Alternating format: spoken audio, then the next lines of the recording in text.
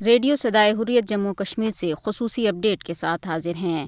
غیر قانونی بھارت کے زیر قبضہ جموں کشمیر میں شہداء تحریک آزادی کا اصل اثاثہ ہیں۔ کشمیری شہید اپنے وطن کا مستقبل اپنے خون سے لکھ رہے ہیں اور کشمیری عوام اپنے شہداء کی ان قربانیوں کی قدر کرتے ہیں۔ کشمیری اپنے شہداء کی قربانیوں کو کبھی نہیں بھولیں گے اور نہ ہی ان کی قربانیاں رائیگاں جانے دیں گے۔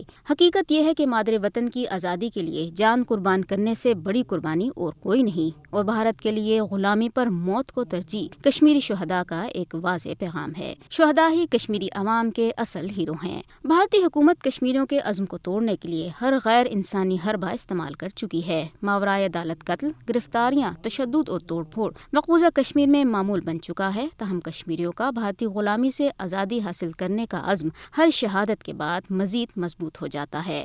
مقبوضہ کشمیر میں خون سے لکھی تحریک آزادی تاریخ کا سنہری باب بن رہی ہے۔ کشمیری عوام بہت بہادری سے مودی کی زیر قیادت ہندو تباہ حکومت کا مقابلہ کر رہے ہیں، اور وہ دن دور نہیں ہے جب کشمیری عوام کی قربانیاں ثمرآور ثابت ہوں گی۔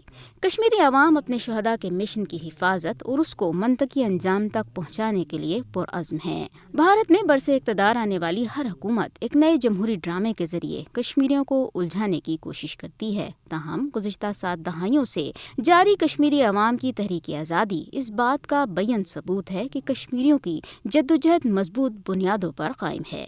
جموں کشمیر اقوام متحدہ کے ایجنڈے پر ایک درینہ بین الاقوامی تنازع ہے، اور مسئلہ کشمیر پر اقوام متحدہ کی سلامتی کونسل کے اجلاسوں کا انعقاد بھارتی دعوے کہ کشمیر اس کا اندرونی معاملہ ہے کی مکمل تردید کرتے ہیں۔ مقبوضہ کشمیر میں اقوام متحدہ کے فوجی مبصرین کی موجودگی بھی جموں کشمیر کے بین الاقوامی تنازع ہونے کا ایک واضح ثبوت ہے۔ بھارت ہمیشہ سے ہی مسئلہ کشمیر کو اقوام متحدہ کے ایجنڈے سے ہٹوانے کی کوششوں میں رہا ہے، جو کہ خود اقوام متحدہ کے قوانین کی خلاف ورزی اور اس کے لیے باعث تذلیل ہے۔ تاہم بھارت جموں کشمیر کو اقوام متحدہ کے ایجنڈے سے اس وقت تک نہیں ہٹا سکتا جب تک کشمیریوں کی خواہشات کے مطابق تنازع حل نہیں ہو جاتا۔ بھارت نے اپنی پوری توجہ اس وقت مقبوضہ علاقے کی آبادی کو تبدیل کرنے پر مذکور کر رکھی ہے۔ فضائی مودی کی 5 اگست 2019 اور اس کے بعد کی مذموم کارروائیاں بھی اقوام متحدہ کی قراردادوں کی کھلی خلاف ورزی ہیں۔ بی جے پی حکمرانوں کو سمجھنے کی ضرورت ہے کہ بھارت کا کشمیریوں کے حق خودارادیت سے انکار ہی مسئلہ کشمیر کی اصل وجہ ہے۔